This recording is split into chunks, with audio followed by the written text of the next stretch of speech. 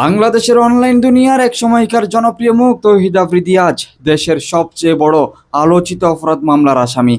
যেই মানুষ YouTube video বানিয়ে কোটি ভিউজ তুলতে পারতেন, যিনি তরুণদের কাছে এক সময় বিনোদনের প্রতীক ছিলেন, তিনি আজ রাষ্ট্রের কাছে একজন মিডিয়া সন্ত্রাসী হিসেবে পরিচিত হচ্ছেন।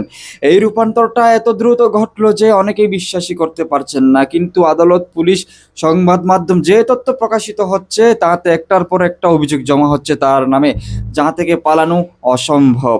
যাত্রাবাড়ির ছাত্র আন্দোলনের সময় গুলিতে নিহত ছাত্র আসাদুল হক বাবুর পরিবারের দায়ের করা মামলায় তৌহিদ আফ্রিদিকে সরাসরি আসামের তালিকায় রাখা হয়। সেই তালিকায় যদিও সাবেক প্রধানমন্ত্রী শেখ হাসিনা, ওবায়দুল কাদের, সাবেক আইজিপি আব্দুল্লাহ আল মামুনের মতো বড় বড় নামও ছিল, কিন্তু সাধারণ মানুষকে সবচেয়ে অবাক করেছে যে সেখানে তৌহিদ আফ্রিদির নামও রয়েছে। অনেকে তখনও ভেবেছিলেন এটা হয়তো প্রতিহিংসা থেকে করা বা তার জনপ্রিয়তা কমানোর ষড়যন্ত্র। কিন্তু মামলার অগ্রগতি এবং পুলিশের তদন্তে বেরিয়ে আসছে আরও অস্বস্তিকর সব তথ্য। 2025 সালের আগস্টে সিআইডি তাকে বরিশাল থেকে গ্রেফতার করে নিয়ে আসে ঢাকায়। আদালতে হাজির করার পর পুলিশ 7 দিনের রিমান্ড চায়। পরে আদালত 5 দিনের রিমান্ড মঞ্জুর করে। এই রিমান্ড শুরুর পর থেকেই তৌহিদ আফ্রিদিকে ঘিরে দেশের মিডিয়া উত্তপ্ত হয়ে ওঠে। তার আইনজীবী দাবি করে তিনি কিডনি ও লিভারের গুরুতর রোগে ভুগছেন, এমনকি ক্যান্সারের ঝুঁকি রয়েছে।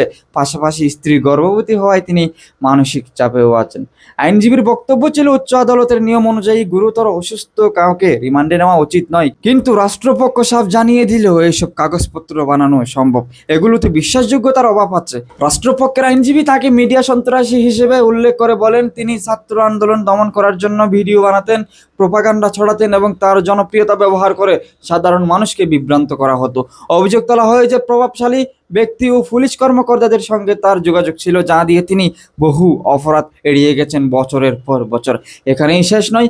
আদালতে রাষ্ট্রপক্ষ বলেছে তৌহিদ আফ্রিদির কেবল সাধারণ ইউটিউবার বা কন্টেন্ট ক্রিয়েটর নন, বরং তিনি একটি সুপরিকল্পিত নেটওয়ার্কের অংশ, যারা সরকারের স্বার্থ রক্ষা করতে আন্দোলন দমন করত। তার ইউটিউব কন্টেন্ট অনেক সময় শিক্ষার্থীদের বিরুদ্ধে তৈরি হয়েছে, যেখানে আন্দোলনরত ছাত্রদের খাটো করা হয়েছে।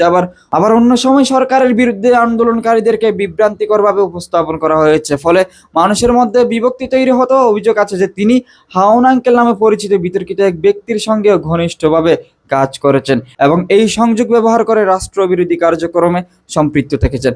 অনেকেই বলছেন এত বছর ধরে বিভিন্ন অপরাধ করেও যেভাবে তিনি ধরা পড়েননি, সেটাই প্রমাণ করে যে তিনি শক্তিশালী গোয়েন্দা সংযোগে ছিলেন। অন্যদিকে সাংবাদিক ইলিয়াস হোসেনের ভিডিও প্রকাশের পরই তার প্রতি মানুষের দৃষ্টিভঙ্গি দ্রুত বদলে যায়।